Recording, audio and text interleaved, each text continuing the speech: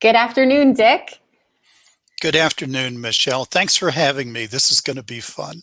I'm so excited. You're welcome. I'm so excited to have you here. I'm grateful to have met you through the work that we did with the amazing Rich Hartman when we delivered the Resilience and Retention webinar. I love your passion for the work that you do. I think it's important. I was super excited to bring you to my audience so that they could learn a little bit about retention and your rich knowledge. So thank you for saying yes to joining me today on Michelle's Conversations That Matter. Cool.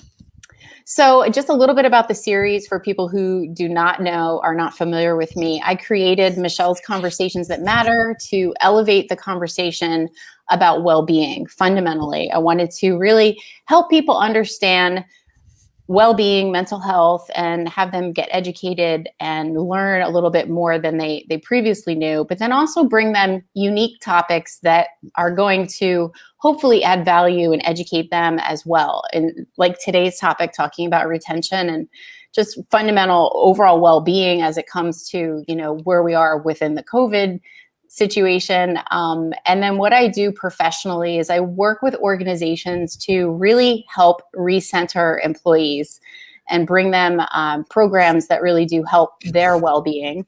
And then also teach cultures of compassion, helping them to really create more understanding for people with invisible disabilities. So we have a really great topic. We're going to talk about retention challenges that we know are looming post-COVID, and learn from you, Dick, and all that you have to share. But first, I wanted to take a second and just ask you to introduce yourself to the audience, who you are, where you live, and what you do for a living. Sure. So my name is Dick Finnegan, and I live in Orlando, a suburb of Orlando, about 12 miles north. We're the county in Florida that has a lot of bears. So if you think about where I live, just think bears. There's probably a bear in the yard right now. And if you're really astute, you can see off to this side on my bookcase, two terrible towels because I grew up in Pittsburgh. I'm a Pittsburgh guy. I'm a Steeler fan, even though I've lived in Florida for longer than I want to tell you, for a long time. And I am CEO, Michelle, of a company named C-Suite Analytics, and we do one thing. And the one thing we do is cut employee turnover. And we consistently cut turnover by 30% and more, which is a lot. We save companies millions of dollars, and we do it with a process that I've invented. And I'll be glad to tell you, as you continue to ask me questions today, what the secret sauce is and how is it that you cut employee turnover 30% and more. Awesome. Thank you so much. Yes, it's fascinating. And when we did the webinar, I was so curious. I definitely wanted to learn more, and I definitely want you to share more, especially for the HR professionals that I know are watching. So, most of us are right now, we're focused on creating this new normal, this new hybrid return to work environment. A lot of organizations are just trying to figure out what to do when it comes to returning to work in some manner. But let's face it, the other thing that's looming is this retention concern post-COVID. I, have heard a lot of noise around retention. And according to Gallup, I picked up a statistic here. The cost of replacing an individual employee can range from 1/2 to 2 times the employee's annual salary. And they go on to say that it's much more than money. It's also about losing your best people, losing your reliable winners, your consistent innovators, and your most effective problem solvers. I think that that's a very sobering and important reminder of the cost of losing good, Right. talented people. But talk to us a little bit more before we get into that. I really would love for you to share, why do you love to do this work that you do, and why does it matter to you? What a great question. I love to do it because you can count it. I love because when we work with a client, we can say, here's your number, let's get your number here and let's move it there. And so being able to count it is critical. But I really backed into it because, first of all, I'm a therapist by training. I am what I call a head bobber by training. Ask me a question, I'll bob my head. I'll listen, I'll ask more questions. So I'm a head bobber by training. And I got into HR by accident, which many of us do. And I worked for a big banking company. The CEO called me in one day and said, turnover's high, go fix it. And any of you who are watching in HR, you know that's the dreaded moment. The dreaded moment is, gosh, turnover engagement. Well, you're HR. I guess you're supposed to figure out how to get these numbers better. So go figure it out. And so it was bad. We didn't disagree. We argued. And my position was in this banking company for this particular CEO, you have about 200 branches, about 175 have low turnover, 25 have high turnover. And you know what? They all have the same job, the same pay. They sit in the same chairs. They have the same buildings. They have the same everything except a different boss. The only variable is the manager.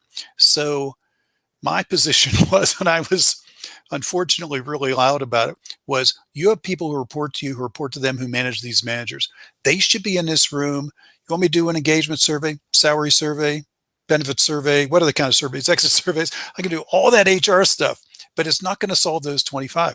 And so ultimately, we agreed to set a retention goal for managers, and turnover fell off a cliff. And of course, they didn't like it. They said, we don't pay enough.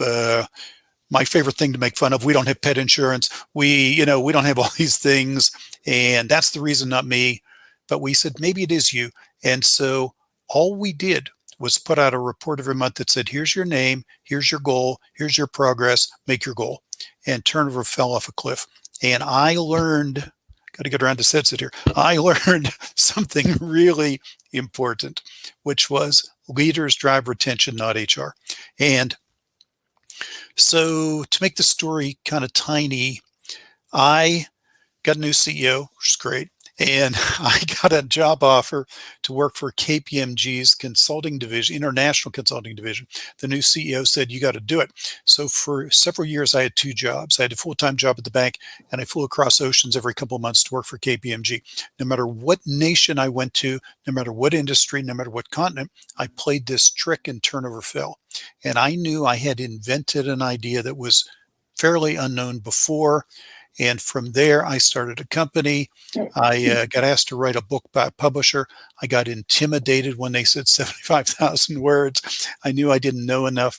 I made a deal with a professor who knew about turnover to tutor me.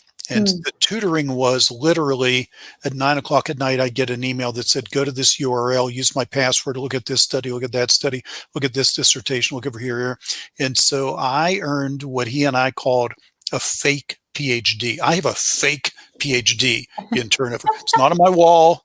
I didn't pay for it, but I have a fake PhD. By the way, his name was Murphy. My name is Finnegan. It was probably St. Patrick's Day when we made the deal. And so I have a fake PhD in turnover. So everything I'm going to tell you from this moment forward is based on science instead of quote best practices, which just means we tried 15 things and one of them worked. So it's all about science that we'll talk about. That's fabulous. Tell us about the book. So I wrote the first book I wrote. I've written 5 books. The first book I wrote is called The Power of Stay Interviews. The first book I wrote is called Rethinking Retention in Good Times and Bad.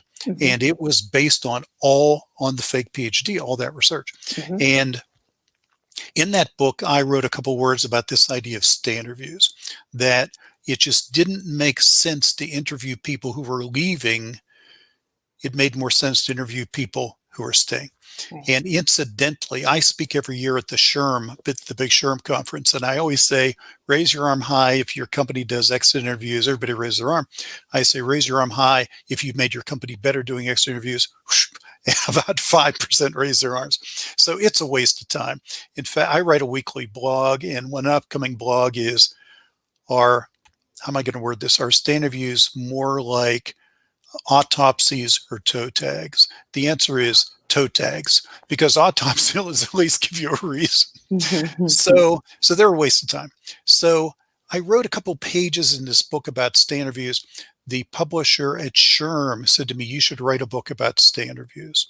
And Mm. I said, I wrote a book to say I wrote a book, and I've written a book. Do you know how much work it is to write a book? You just publish these suckers. Have you ever written a book? And so, and the conversation actually happened at Petco Park in the seventh inning baseball stadium in San Diego. The SHRM meeting was in San Diego that week. He and I, the head of HR for Petco, gave us really good seats. So he's seventh inning. I said, you've had 3 beers. That's too many. I am never writing another book. But eventually I wrote the other book called The Power of Stay Interviews.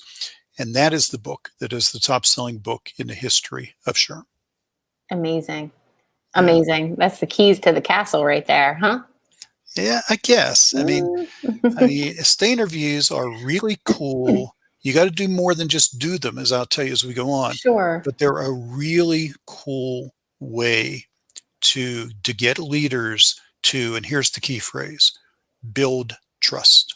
Mm. That fake PhD talking here, the number one reason employees stay or leave or engage or disengage is how much they trust their boss. Mhm. Whatever is number 2, it's far down the list. If Got you it. only have one hammer to hit one nail, that's the nail you want to hit. And so think about it. And I ask all of you who are listening to this, how many times you try to solve turnover or engagement and you say, well, we'll get a committee. The committee comes back and says, here, employees want more recognition. Okay, easy. Employee of the month, employee of the year, employee appreciation week. Give a backpack at 5 years, a clock at 10. Employees want more communication. CEO Mhm. videos, town hall meetings, pump up the company internet. Employees want career coaching. We'll have career day. Every department gets a table in the cafeteria. We'll bring in a brown bag lunch and series speaker from the community college. Careers, check. You survey again a year later, nothing changes. According to Gallup, employee engagement has hardly budged in 21 years. A third of workers are engaged, 2/3 are not. According to Deloitte, we spend $1.53 billion a year to improve engagement. How can we flush all that money and get nothing back? The answer is we keep giving employees what they don't want. Yeah. What they want is a boss they trust. So if you Yeah. don't work on that, you're flushing your money, and we are flushing our money. Right, right. I think about where we are right now. Let's really talk about this post-COVID world that we're sort of emerging into. And I've heard from my HR colleagues, from just people in general that I interact with, that a lot of people are waiting to jump. It could be their discontent of how they were treated during the pandemic. It could just be maybe a lot of people have done a lot of reflecting during COVID and realized this isn't really where I want to be. At the end of the day, I think a lot of people are thinking what's next for them. Is that an accurate reflection of what you're hearing and seeing? And talk to us a little bit about this post-COVID world that leaders really need to pay attention to. Yep, it is what I hear.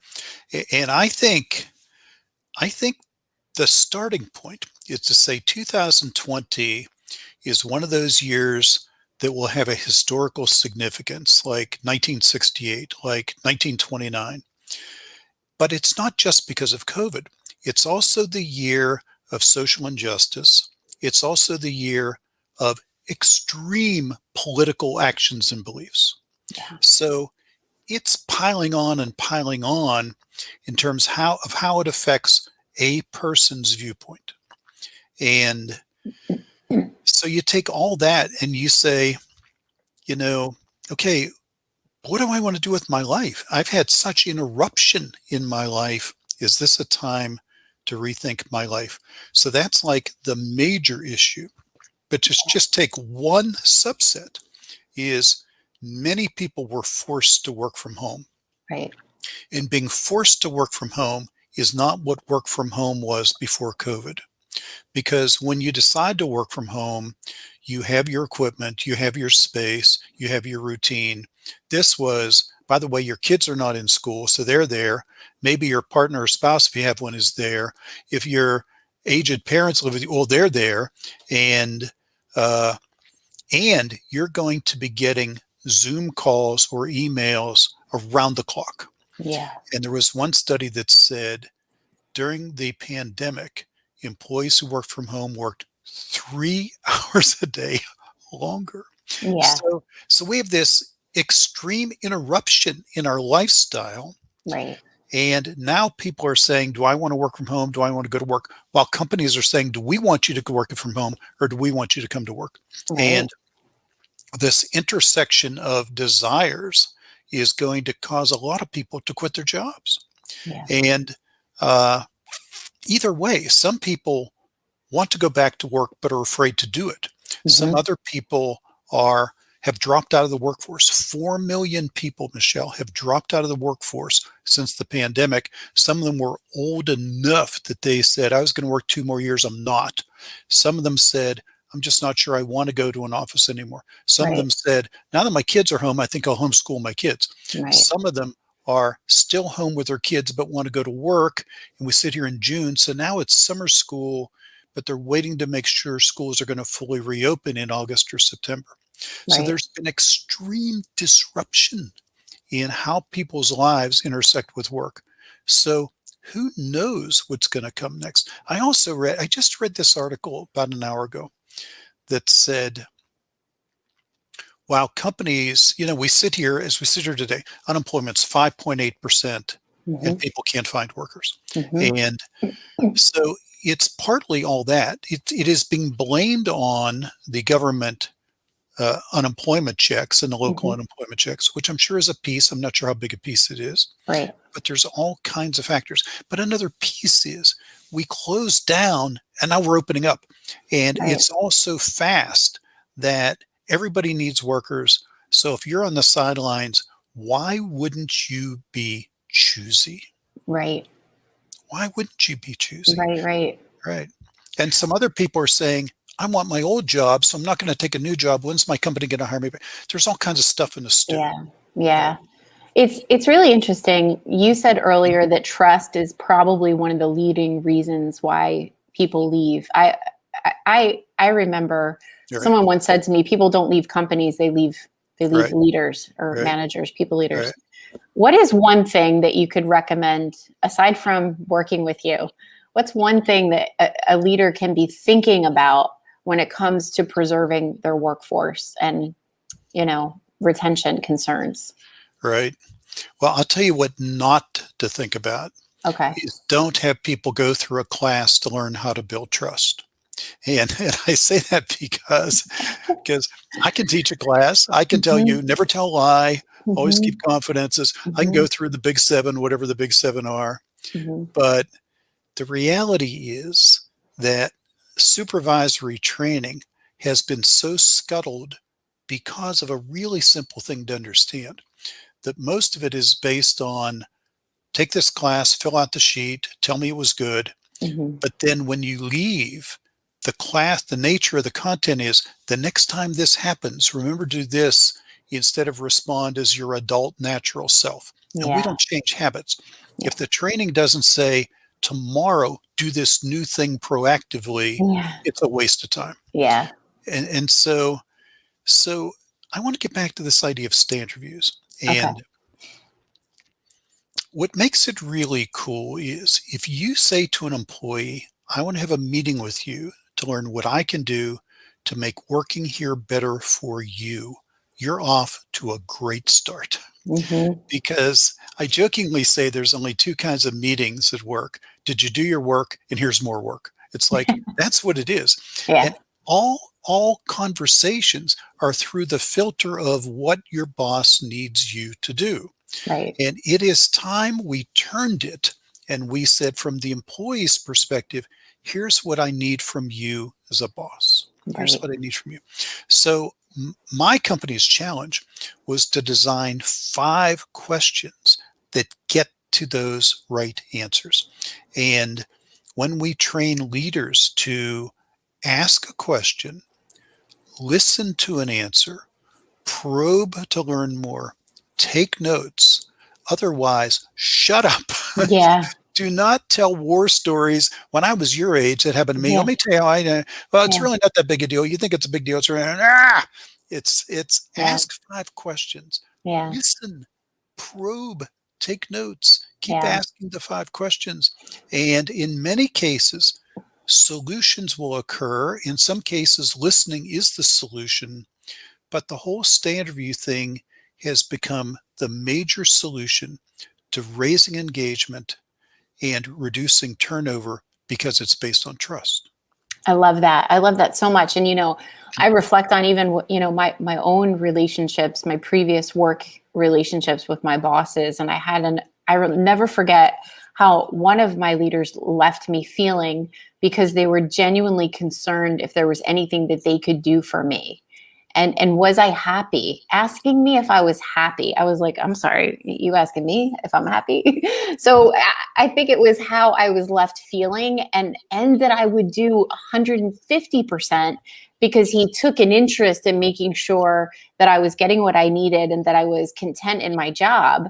I would have moved mountains for that department and for Right. that individual. So you're Right. so right. And I trusted him. I think the trust was like a byproduct of just listening and checking in and making sure that I had what I needed, that there was no barrier preventing me from doing good work. Right. So cool. Let's stay on trust, but I want to get to happy in a minute as well. Sure. So here's one way to think about it. If you think about the best boss you ever had and the worst boss you ever had, I'd bet you $20 you trusted the best boss, distrusted the worst boss. But more importantly, your best boss had shortcomings. He or she could not show up on time, spell, need a mouthwash. I don't know what, but they were imperfect. Yeah. But you so easily forgave them because they crossed the boundary to where you trusted them. Right. Whereas your worst boss had strengths. They wouldn't be in that job if they didn't. Right. But you're blindfolded to those strengths because they crossed the boundary the other way. Yeah. And this is the therapist now talking, human relationships essentially spin on trust and self-esteem. Yeah. You stick with people who look out for you, and you stick with people who make you feel good about being you.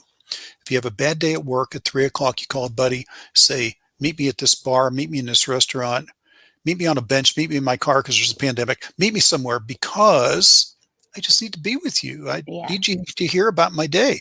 And you leave refreshed because you went to a source of trust. And so, in fact, I'd go a step further and I'd say winning the human lottery is having dinner every night where there's mutual trust with the same person, there's mutual trust and self-esteem. Yeah. And so you put all those things in a bucket, and that is what life is about. That's it. And that's what work is about. And that's what is missing in many companies because they think, so I'll make it very practical. They get engagement results. They look at turnover and they say, well, what are we going to do? Well, people want more recognition. Give them a clock. I always say, when's the last time you heard a good worker say, my boss treats me like dirt, but I'm holding on for Employee Appreciation Week. Yeah, I'm holding on. I'm just 3 years away from my clock, It's so funny. Talk to me about happiness. You seem to want to talk about happiness. That's a very important topic. I want to talk about happiness, and I need to get a prop. Bear with me. Okay, you get your prop. That's awesome.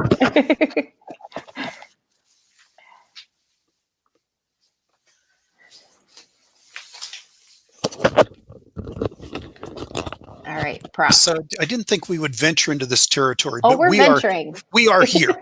And so I'm writing a book about how after COVID, you can keep thinking engagement and retention are important, and you're right, but it's time to get organizations to a higher place, which is help employees become happy. Yeah. And so for a decade, I've been reading and loving the works of the major positive psychologists, the great professors, Seligman and others, about how do you become happy in life. And it started in 1996, where Martin Seligman of Penn became head of the American Psychology Association. And he said, we're going to move from just my words, just helping people who are not happy, to helping people who are become more happy. And so all of that is cooked down. So here's my prop. So there are 7 I've identified through not my own research, through their research, 7 easy to understand characteristics of happy people. Hmm. And the prop is for Christmas, this past Christmas, I had towels made for everybody in my circle. And I said, this is how we're going to talk going forward. This is how we're going to think about our lives. So here's the towel. So you can't read it, but here it is, a little Christmas ornament on the bottom. Oops, Uh-huh, there we uh-huh, go. And uh-huh. so these 7 characteristics, which I'll tell you are easy to understand, really. Practice optimism. There's so Mhm, much data that says optimists live longer, are happier, mhm. are more Yep, productive at work. Every good thing comes from yep, being an optimist. yep, Second, do kind acts for others, which yep, is more obviously important. 3, communicate gratitude. Don't yep, feel it, say it, tell yep. it, write a letter. People you love them, you appreciate them. Oh, 4 no. is I'm to uh-oh, I'm forgive losing you. others, but the hook is that's what you want to do. Uh-oh. Uh-oh. Yeah, I'm back. Can you hear me? yeah, I lost you with that last few minutes, the last minute maybe.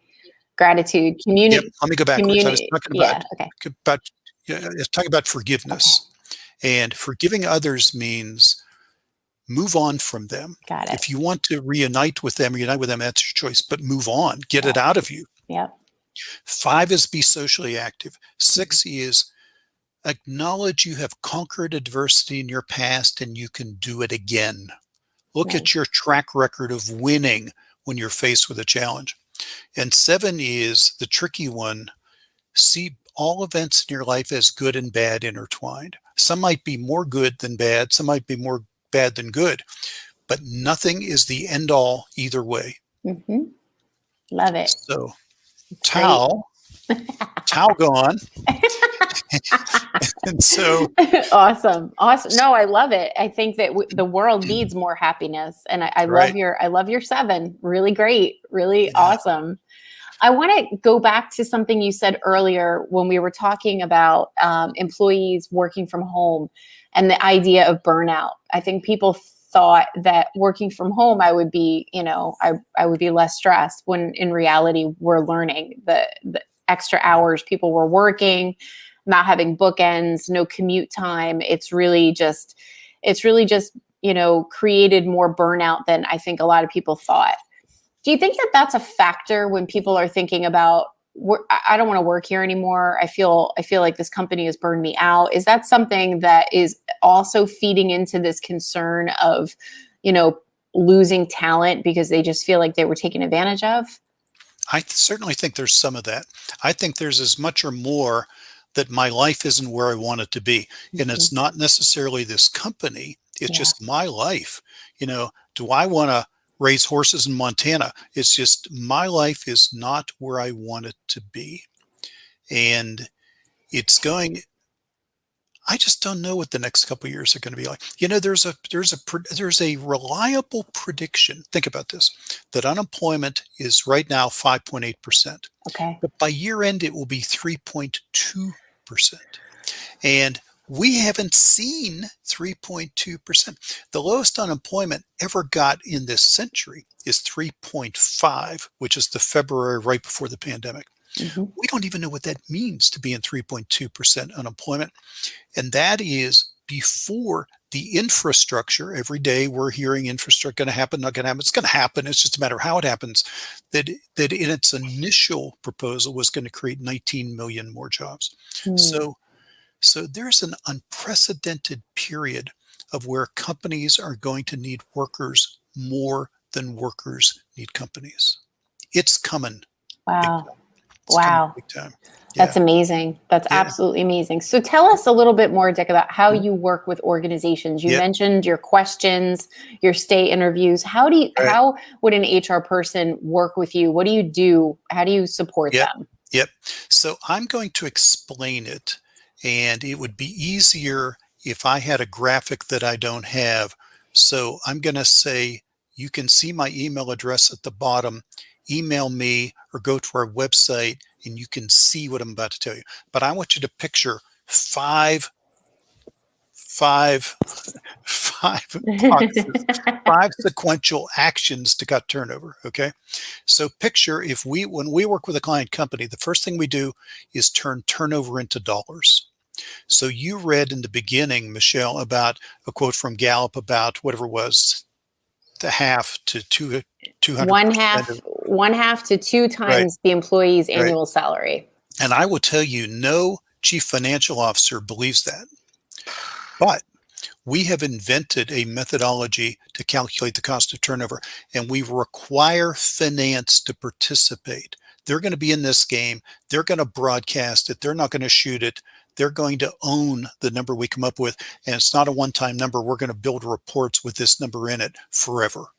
So we're going to help you know your turnover costs per month, per year, et cetera, et cetera. You have to start with dollars because that's the Yeah. language of CEOs. Yeah. And if you go to a CEO and say, can make up numbers, our turnover is 28%, the benchmark is 29, they'll say high five. If you say our turnover is 28%, it costs 6.4 million, there's no high five. No. We have to get into their heads in a language they know, and dollars gets into their heads. Now, the second thing is, if you go back to my story of several minutes ago, we look at data, we study data. We're an analytics company, and we help companies set retention goals. Two goals, one for all turnover, one for new hire turnover. In many industries, if you cut new hire turnover, you win the war. Mm. So we're going to identify the period of time for the new hire goal. We're going to identify who should own the goals. We're going to help build reports with their names on it. Mm-hmm. And we're going to say to leaders on every level, hey, guess what? You own turnover. HR doesn't, you do. Mm-hmm. And we get executives behind that because now they know the cost, they're awake. And we show them studies from my fake PhD, and we get their attention on turnover goals. Third box is stay interviews. Now we train leaders to do stay interviews, to ask 5 questions, to listen, to probe, to take notes over and over and over, and listen and build trust with your team because you got to make this goal. Right. Fourth, we ask leaders to forecast how long each employee will stay. The forecasting method is deliberately simplistic, Michelle. It's a traffic light. If you click green, it means you think they'll be here for a year. Yellow, 6 to 12 months by your choice or theirs. Red, 0 to 6 months. And the fifth box over wherever it is labeled accountability, because now we have data to hold leaders accountable for, do they make their goals? And do they develop accurate forecasts? Are they in touch with their people? It's the same method companies use for sales. Salespeople know the dollar value of a sale. Salespeople have sales goals. They have sales tools. They have sales forecasts. They're accountable for making their goals, have an accurate forecast. We have replicated that system to cut turnover consistently. Awesome. 30% and more. Right. It's awesome, but I have a question. I know this is something that seems to come up quite often, and like you have different generations with different work ethics and different expectations. So I think immediately my mind goes to the very ambitious and impatient millennial who's like, okay, I'm going to go here and then I'm going to jump and then I'm going to jump.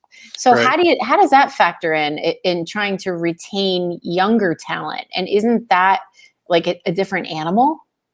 You know, in some ways it is, in some ways it's not. Think of turnover as if you could keep everybody 6 months longer, how much more money you'd make. So it's not about keeping people for life. It's just about keeping them longer. And we know that how much does trust matter to millennials as much as it does to somebody your age and mine. It's the constant. It never goes away. And I'll give you another way to view this is a couple years ago, I started saying the way to cut turnover and engagement is to fix what employees talk about over dinner. So the concept is when you leave work, no matter what your shift is, whether you have dinner with yourself in a bar, whether you go right to the gym, whether you have a traditional family, but it's when you leave work and you land that you're thinking about this and that and this and that, and you're not emotionally intelligent because you're tired and you're focused on these things. Those are the things that cause people to engage or not and leave or stay. Those are the things. And I would tell you, what do people talk about over dinner? Boss colleagues duties, boss colleagues duties, boss colleagues duties. When you're having dinner, when somebody says, how's your day, dear? Nobody says, my day was okay. I just wish we had pet insurance. Nobody cares. Yeah. And so a couple months ago, Fortune picked up on this, wrote a column and quoted me and said, This is right. This is it. Stop thinking you're going to win by asking 50 questions on a survey and getting an answer on a scale of 1 to 5, and then go fix the thing. You're not going Yeah. to fix the thing. Hmm. Better fix the boss. Make the boss better, but give the boss tools and training that will make the Bingo. boss better. Right. Bingo. Right. Bingo. And that is so true. That is so true. I lived that in my former company, that we were always, the engagement survey, the engagement survey. Okay, this is what's broken. Now let's fix what's broken. But you're so right. Your relationship with your people leader, the trust that is there or isn't there is everything. That is so important. At SHRM, I mentioned earlier that at the SHRM conference every year, I pull people on exit interviews. The other thing I pull them on is I say, raise your arm high if you've left a job because of pay. About 10% will raise their arms. I say, raise your arm high if you've left a job because you didn't trust your boss. Yeah. Yeah, it's so huge. It's so Huge, huge. My huge. goodness. Well, our time is quickly coming to an end. I could talk to you all day long, but I do want to ask you a couple of last questions. So, do you have anything else, any other words of wisdom that you would want to leave with the HR leaders who are watching, or leaders in general who are watching, who might be concerned about retention in their organization? I think what I tell them is, if you're concerned, to be more concerned, because what's happening is there's so much emphasis on recruiting. And if you think about unemployment going to 3.2%, their employees have control. We need them more than they need us. Yeah. And you better hang on to the people that you have who you want to keep. I referenced a study I read about an hour ago. What it said was the organizations that furloughed their people but kept them in the fold are recovering much faster than the organizations that just said, we're going to let them all go. When the economy's back, we'll get new ones. Yeah, what a bad place to be, because not only are there not the numbers that want to come to work, there's not the quality that wants to come to work. Right, right, right. Absolutely. So, how do people connect with you? We have your email address at the bottom. And is there anything that you're up to that you want us to know about? You mentioned a book. Is there anything else you want us to know about? I would just say this, that if anybody wants to wake up your executives, email me and I will send you a list. I can send you a number of things. I'll send you a list of client companies by logo. Or I'll send you this list. Client companies by logo of turnover percents cut, dollars saved in the first year. This is real. This is real. And it's hard for some people to imagine you can actually cut turnover and cut your recruiting, your open jobs, by 30, 40, 50%. 47, 56, 30, 57, 58, 37, 41, 50, 72%, real percent. So this can be done. It's just got to be done smarter and with science instead of what we've been taught from day one in HR. Amazing. Yeah. Well, amazing. Thank you for the work you're doing. I think it's incredible. I think organizations who are smart enough to know that they need to work with you are winning. And thank you for giving me an hour of your time today. I take that very seriously, and you can't give back time. So I'm grateful that you took the time to share with us all of your wisdom today. Michelle, you invited me, and I'm grateful. And besides, you're fun. This was fun. Thanks for having me. Awesome. Awesome. Thank you so much, Dick. We will stay connected. Okay. Take care. Bye.